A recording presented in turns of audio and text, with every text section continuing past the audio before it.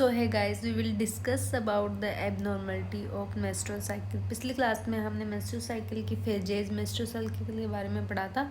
इस क्लास में पढ़ेंगे कि जो मेंस्ट्रुअल साइकिल में क्या क्या एबनॉर्मलिटी जा सकती है। तो इसमें बहुत सारी हम कंडीशंस पढ़ेंगे, जैसे एमेनोरिया हो गया, डिस्मेनोरिया हो गया, पोलीमेनोरिया हो गया, oligomenorrhoea, hyper and hypomenorrhoea and metrorrhagia and menorrhagia and PMS, pre menstrual syndrome.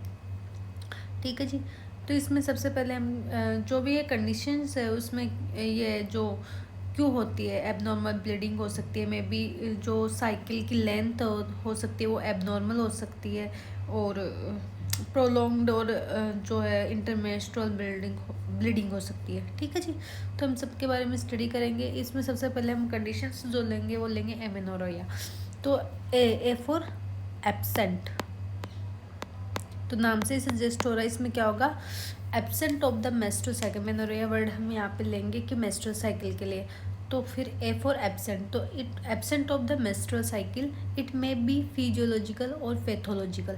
Physiological मतलब जो हम आगे डिस्कस करते हैं कि या तो किसी डिजीज कंडीशन की वजह से हो सकता है, या फिजियोलॉजिकली किसी कंडीशन की वजह से क्या हो सकता है, एब्सेंट हो सकता है। तो यहाँ से एक एमसीक्यू बनता है, फिजियोलॉजिकल और पैथोलॉजिकल में कौन कौन सी कंडीशंस हो सकती है। आपको कोई एग्जांपल देख के थ्योरी एग्जाम्स में या फिर एमसीक्यू में, जो भी एम्स के जितने भी एग्जाम्स होते हैं मेडिकल के, उसमें पूछ सकता है कि कोई भी एग्जांपल देख के कौन सा है। तो हम एमसीक्यू भी साथ साथ में डिस्कस करेंगे, प्लस में थ्योरी एग्जाम के लिए भी आपके लिए ये बेनिफिशियल है, तो नोट्स भी प्रिपेयर कर सकते हो।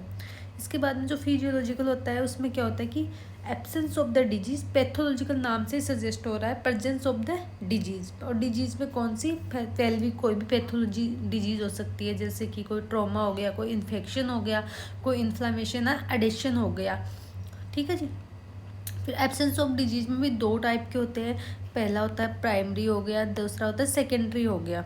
प्राइमरी में क्या होता है कि before puberty history of menarche के एब्सेंट, मतलब जो प्राइमरी नाम से ही प्राइमरी है, कोई हिस्ट्री ऑफ मेनार के नहीं है। जबकि सेकेंडरी में क्या हो गया, हिस्ट्री ऑफ मेनार के प्रेजेंट है बट मेंस्ट्रुअल साइकिल एब्सेंट हो सकता है किसी रीजन से, बट वो क्या है कि एक डिजीज कंडीशन नहीं है, किसी रीजन से वो जैसे कि आप जैसे भी कोई फीमेल प्रेग्नेंट है, उसमें क्या है मेंस्ट्रुअल साइकिल एब्सेंट होता है, तो ये कोई डिजीज नहीं है प्रेगनेंसी। लैक्टेशन के टाइम पे जब फीमेल एक्सक्लूसिव ब्रेस्ट फीडिंग करवाती है, तो उस टाइम पे क्या हो सकता है कि जो मेंस्ट्रुअल साइकिल क्या होता है, एब्सेंट हो सकता है। तो इसका मतलब ये कोई डिजीज नहीं है। तो प्रेगनेंसी के टाइम, लैक्टेशन के टाइम और मेनोपॉज के टाइम, आफ्टर दैट 45 और 55 ईयर के बाद में जो फीमेल में मेनोपॉज की कंडीशन आती है, तो उसको बोलते हैं सेकेंडरी फिजियोलॉजिकल।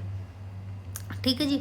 तो अगर ये एग्जांपल्स देख के पूछे कि अगर एक फीमेल प्रेग्नेंट है और या लैक्टेशन करी है, मेनोपॉज पे है और उसको मेंस्ट्रुअल साइकिल एब्सेंट है, तो किस में आएगा, वो आएगा सेकेंडरी फिजियोलॉजिकल में।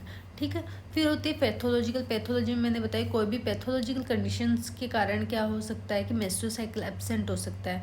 तो इसमें सबसे पहले हम पैथोलॉजिकल एमेनोरिया के बारे में, जो इसके टाइप्स है उसके बारे में डिस्कस करेंगे कि कौन कौन से टाइप्स है। तो सबसे पहले होता है कि कंसील्ड या हिडन एंड रियल या ट्रू। तो कंसील्ड में क्या होता है कि जो मेंस्ट्रुअल ब्लड है fail to expel out through the vagina. Concealed मतलब हिडन, मतलब जो वेजाइना है उससे, जैसे हमने क्या था हेमेटोमेट्रा की कंडीशन पढ़ी थी यूट्रस में पहले। ठीक है। जिसमें क्या होता है कि जो ब्लड है वो एक्सपेल आउट नहीं हो पाता है। ठीक है। तो इसमें क्या होता है कि जो हिमेटोमेट्राई कंडीशन बन जाती है, इसको बोलता है क्रिप्टोमेनोरिया। मतलब क्रिप्टो का जो वर्ड है वो ही होता है हिडन, उसका मतलब। तो ये एक आपको देख के पूछ सकते हैं ये वर्ड की इसका मतलब क्या होता है, इसका मीनिंग क्या होता है। तो ये होता है कि कंसील्ड या हिडन टाइप का क्या होता है, मेंस्ट्रुअल साइकिल एब्सेंट होता है। तो इसमें क्या होता है ट्रू या जो ट्रू है उसमें क्या होता है प्राइमरी और सेकेंडरी। हमने जो उसमें पढ़ा फिजियोलॉजिकल में, अब हम पैथोलॉजिकल में ट्रू या रियल में क्या होगा, प्राइमरी और सेकेंडरी टू टाइप्स के होते हैं। प्राइमरी में वही हिस्ट्री ऑफ मेनार के एब्सेंट है, जबकि हमने due to any disease condition age about the 16 year. ठीक है। अबाउट द 16 ईयर क्या होगा, मेंस्ट्रुअल साइकिल एब्सेंट होगा, पर क्या होगा डिजीज कंडीशन के कारण। सेकेंड में क्या होगा, हिस्ट्री ऑफ मेनार के present but menstrual cycle is absent. ठीक है, सेकेंड में हो गया। फिर हम इसके जो क्वेश्चंस कर देखते हैं कि जो एक लड़की है जिसकी एज क्या है 16 ईयर है। Now age of menarche is 16 year age में हुआ and now age of female is 24, not lactating, not pregnant और मेंस्ट्रुअल साइकिल इज एब्सेंट, मतलब ना लैक्टिंग है, मतलब कोई फिजियोलॉजिकल कंडीशंस नहीं है। So what's the type of amenorrhoea. अब या आप यहाँ पे बताओगे कि कौन सा टाइप है, मतलब मेनार्की भी आ गया, मतलब प्राइमरी पैथोलॉजी भी नहीं है, मतलब ये क्या होगा सेकेंडरी पैथोलॉजिकल एमेनोरेया। ठीक है, इसका आंसर ये होगा। फिर होता है एक एमसीक्यू है कि मेनार्की इज 15 ईयर ऑफ, मतलब मेनार्की होगा तो प्राइमरी तो हो ही नहीं सकता। Now age is 22 year and pregnancy is present. Pregnancy क्या होगी, कोई पैथोलॉजी नहीं है तो ये क्या होगा फिजियोलॉजिकल होगा, और मेनार्की प्रेजेंट है तो ये सेकेंडरी फिजियोलॉजिकल एमेनोरेया। ठीक है, तो टाइप बता दिया। ऐसे बहुत सारे क्वेश्चंस बनते हैं, इसमें आप भी बना सकते हो। फिर होता है हम जो सेकंड कंडीशंस पढ़ते हैं वो होते हैं डिस्मेनोरेया। तो डिस का मतलब ये होता है कि पेनफुल।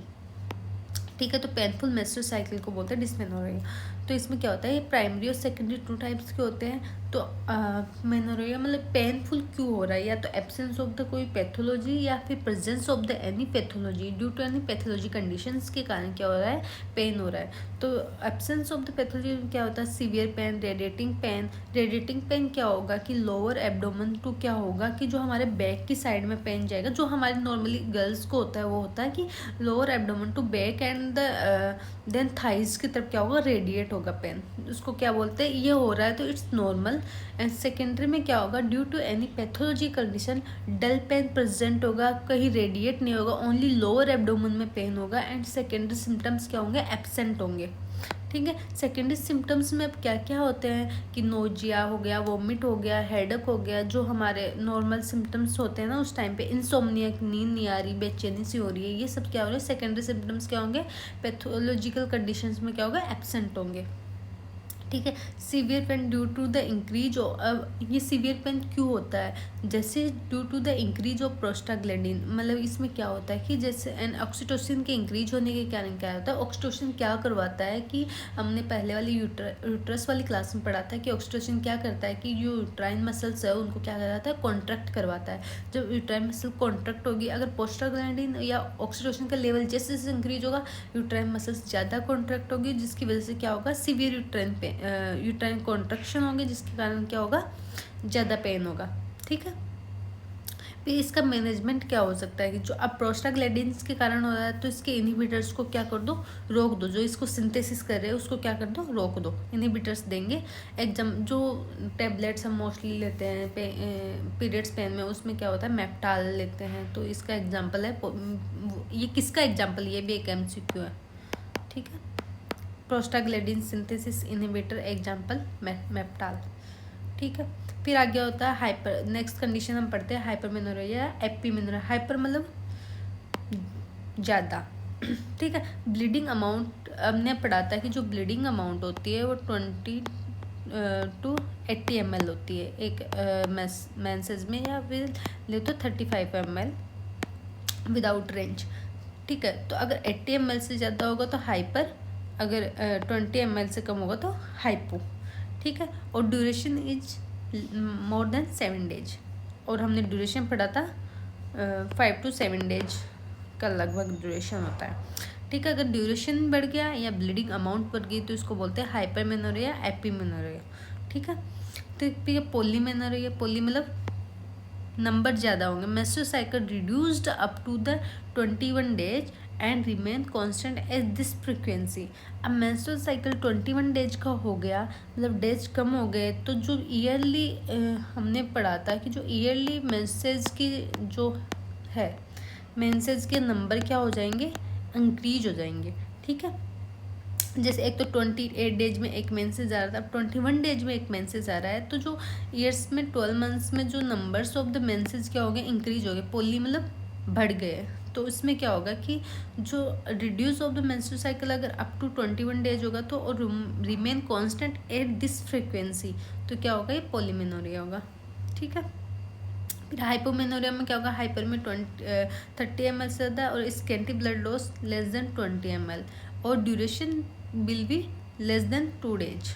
ठीक है, ओलिगोमेनोरिया में क्या होगा, पोली में नंबर ऑफ इसकी ज़्यादा होगी तो इसमें क्या होगा, menstrual cycle extend up to the 35 days. ठीक है, ओलिगोमेनोरिया। फिर होता है मेट्रोरेजिया। मेट्रोरेजिया की कंडीशंस में हमने क्या होगा, एसाइक्लिक इरेगुलर यूट्राइन ब्लीडिंग होगी, काउंटेबल रिपीटेशन होगा। अब मेट्रो का मतलब है हम काउंट कर सकते हैं, इरेगुलर यूट्राइन ब्लीडिंग होगी, एसाइक्लिक होगी, बट काउंटेबल रिपीटेशन होगा। ठीक है, लाइक 15 डेज से, हर 15 डेज से ऐसे करके काउंट कर सकते हैं। जबकि मेट्रोरेजिया में इनकाउंटेबल रिपीटेशन होगा कि हर 3 दिन से, हर 4 दिन से कभी भी क्या हो रहा है, ब्लीडिंग हो रही है, तो हम क्या करेंगे, इरेगुलर यूट्राइन एसाइक्लिक होगी पर काउंट नहीं कर सकते, इतनी ज़्यादा ब्लीडिंग हो रही है, तो मेट्रोरेजिया उसकी कंडीशंस को बोलते हैं।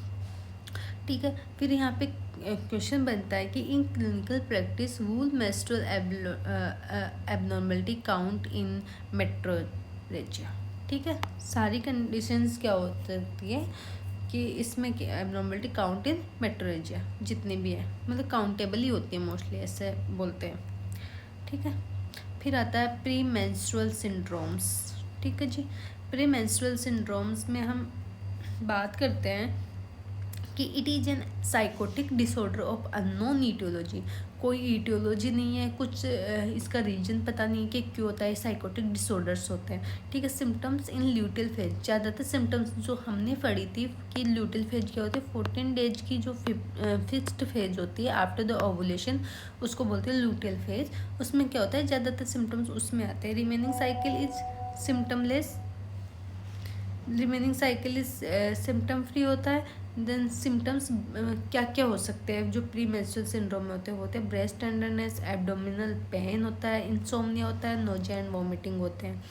ठीक है, इसका जो मैनेजमेंट हम क्या कर सकते हैं, अब नोजिया वॉमिटिंग इंसोम्निया होगा तो क्या हो रहा है, एंजाइटी इंक्रीज होते हैं, एंजोलाइटिक्स दे सकते हैं, हिप्नोटिक्स दे सकते हैं, एंड सेडेटिव्स दे सकते हैं ताकि अच्छे से नींद आ सके। पेन के लिए, पेन मैनेजमेंट के लिए पेन की जो मेडिकेशन है वो दे सकते हैं। ठीक है जी, these are the abnormalities menstrual cycles. इसके अलावा भी प्रोलॉन्ग मेंस्ट्रुअल साइकिल, हमने period lasting more than 10 days, intermenstrual bleeding हो रही है, ब्लीडिंग बिटवीन द पीरियड्स हो गई, पोस्ट मीनोपॉजल ब्लीडिंग हो गई, मतलब जो मीनोपॉज के आफ्टर जो ब्लीड हो करता है उसको पोस्ट मीनोपॉजल ब्लीडिंग बोलते हैं। तो ये किसकी वजह से होते हैं, कोजेज डिस्कस करना भूल गई। तो ये कोजेज हो सकते हैं किसी हार्मोनल इम्बेलेंस की वजह से हो सकती है, स्ट्रेस की वजह से हो सकती है, वेट चेंजेस की वजह से हो सकती है, कि कोई गेन और लॉस की वजह से, सिग्निफिकेंट क्या होता है वेट गेन या लॉस होता है तो उसकी वजह से, फिर मेडिकल कंडीशंस की वजह से, जैसे मेडिकल कंडीशंस में आप देख सकते हो थायराइड पर्सनस होते हैं, PCOS होते हैं, अदर हेल्थ इश्यूज़ की वजह से क्या होता है, दीज एबनॉर्मलिटीज अकर। इसके बाद में जो मेडिकेशंस होते हैं, certain medical such as birth control और एंटी डिप्रेसेंट, इनकी वजह से भी होता है। When to seek medical attention, तो कब हमें मेडिकल अटेंशन की जरूरत है, सीवियर ब्लीडिंग हो रही है, heavy bleeding, that soaks more than 1 pad और 1 टैम्पॉन पर आवर। ठीक है, सीवियर पेन हो रहा हो, इंटेंस मेंस्ट्रुअल क्रैम्प्स और इंटरफेस विद डेली एक्टिविटीज, आप डेली इतना पेन है कि आप डेली एक्टिविटीज़ नहीं कर पा रहे हो तो आपको एक मेडिकल एडवाइजर की ज़रूरत है। देन इरेगुलर ब्लीडिंग हो रही है, अनयूजुअल ब्लीडिंग पैटर्न्स और प्रोलॉन्ग्ड ब्लीडिंग हो रही है। ठीक है, उसकी जैसे पीरियड्स नहीं आ रहे 3 to 6 मंथ और ज़्यादा दिन हो गए तो पीरियड्स नहीं आ रहे तो then you should consult with the doctor. ठीक है जी, फिर इसके बाद में हमने सारी कंडीशंस के बारे में, पॉलीसिस्टिक ओवेरी सिंड्रोम भी होता है, PCOS हमने बोला ना, इसकी वजह से भी एबनॉर्मलिटी आ सकती है। तो irregular period due to hormonal imbalance होता है इसमें। ठीक है, इसमें और तो सारी कंडीशंस हमने डिस्कस कर ही ली, पॉलीमेनोरिया, मेट्रोरेजिया, मेनोरेजिया, ये सब कुछ, मेनोरेजिया, तो ये सारी कंडीशंस हमने डिस्कस करी है। नेक्स्ट क्लास में हम मे बी मेनोपॉज डिस्कस करेंगे। तो तब तक के लिए बाय बाय। वीडियो सही लगी, अच्छी लगी तो लाइक कमेंट शेयर कर देना और चैनल को सब्सक्राइब करना मत भूलना, बेल आइकन को प्रेस कर देना। ठीक है, बाय बाय।